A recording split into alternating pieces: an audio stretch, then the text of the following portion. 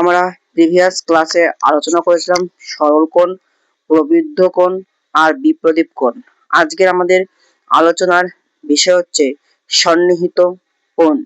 তাহলে স্যার সন্নিহিত কোণ কাকে বলে? দেখো, দুটি কোণের যদি একটি সাধারণ বাহু এবং একটি শীর্ষবিন্দু থাকে তবে এই কোণ দুটিকে সন্নিহিত কোণ বলে। তাই আমি চিত্রের সাহায্যে বোঝাচ্ছি।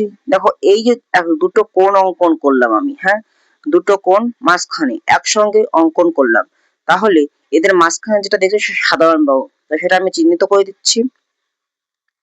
তাহলে দেখো, এই যে মাঝখানে যে কোণটা বাহুটা রয়েছে দুটো কোণের মাঝখানে, এই বাহুটা হচ্ছে, যেটা আমি কালো কলম দিয়ে তোমাদের বোঝানোর জন্য দেখাচ্ছি, এটা হলো সাধারণ বাহু। তার মাঝখানে দুটি কোণ উৎপন্ন হয়েছে, তাই নাম দিই স্যার এ, সি, ডি এবং বি, এগুলো আমি নাম দিলাম। তাহলে এখন আমরা ব্যাপারটা বুঝছি। দেখো কি লিখেছে, দুটি কোণের যদি একটি সাধারণ বাহু হয়, তাই যে দুটি কোণ উৎপন্ন তার একটি সাধারণ বাহু, তবে এই কোণ দুটিকে কি কোণ বলে? সন্নিহিত কোণ বলে। তাই দেখো, এটা কি? এটা সাধারণ বিন্দু। ওকে, তো এই যে দুটি কোণ সাধারণ বিন্দু উৎপন্ন হয়, তাই আমরা কি লিখতে পারি স্যার? কোণ এ বি সি, হ্যাঁ, ও কোণ সি বি ডি হলো কি? দুটি সন্নিহিত কোণ। ওকে, তাহলে এবার আমরা পরের কোণে যাব। তার আগে আমরা বলে দিই যে দুটি কোণের একটি সাধারণ বাহু এবং একটি শীর্ষবিন্দু থাকে। হ্যাঁ, তাহলে কি? একটি সাধারণ বাহু এবং একটি শীর্ষবিন্দু, এটা হলো খুবই ইম্পর্টেন্ট পয়েন্ট। ওকে, তাহলে স্যার এখানে বিন্দুটা কোথা থেকে আসছে? হ্যাঁ, প্রশ্ন হচ্ছে না? তাহলে শীর্ষবিন্দু কোথা থেকে আছে? যারা বিন্দু ক্লাসটা দেখোনি তারা বিন্দু ক্লাসটি দেখে নেবে ভিডিওতে, তাহলে তোমরা শীর্ষবিন্দু সম্পর্কে সবই বুঝতে পারবে। ওকে, তাহলে এরপর আমরা আসবো কোথায়? দেখো, পরের কোণ। তো আমাদের কি কোণ কমপ্লিট হলো? সন্নিহিত কোণ কমপ্লিট হয়ে গেল। হ্যাঁ স্যার,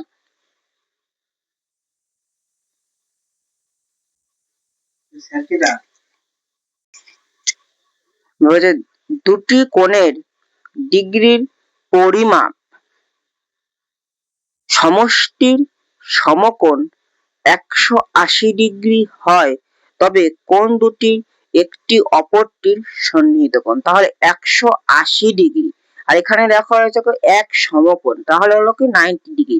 তাহলে এই সম্পর্কে আমরা এখনো কিন্তু যারা বুঝতে পারে তারা সমকোণ ক্লাসটি দেখে নেবে, সেখানে খুব সুন্দর হবে এটা বোঝানো রয়েছে।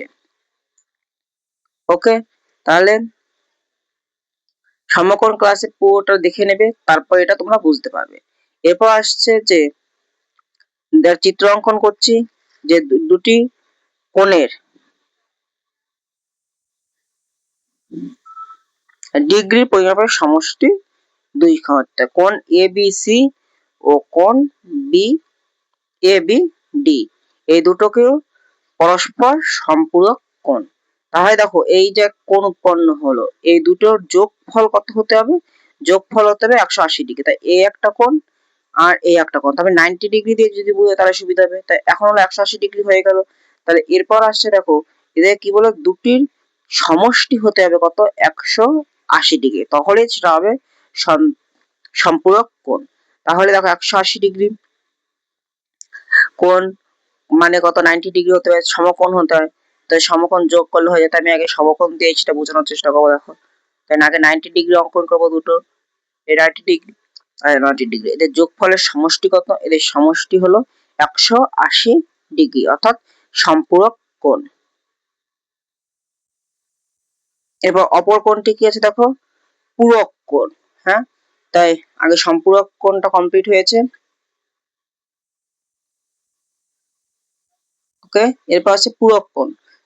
দুটি কোণের ডিগ্রি পরিমাপ সমষ্টির এক সমকোণ বা 90 ডিগ্রি হয় তবে কোণ দুটির একটি অপরটির কে অপূরক মানে পূরক কোণ বলে, একটি অপরটির পূরক কোণ বলে। তাই আমরা লিখছি কোণ এ বি সি এবং দেখো কোণ সি বি ডি, তাই এটা 45 ডিগ্রি হলো, এটা 45 ডিগ্রি কোণ হলো। তো এই দুটো সমষ্টি কত হচ্ছে স্যার? 90 ডিগ্রি। অর্থাৎ 90 ডিগ্রি। তাহলে এটা কি হবে? এটা হলো এক সমকোণ। তো এক সমকোণ হলে এটাও কি হলো? পূরক কোণ। তাহলে আমরা কি লিখবো? কোণ এবিসি ও কোণ সিবিডি দুটি পরস্পর পূরক কোণ।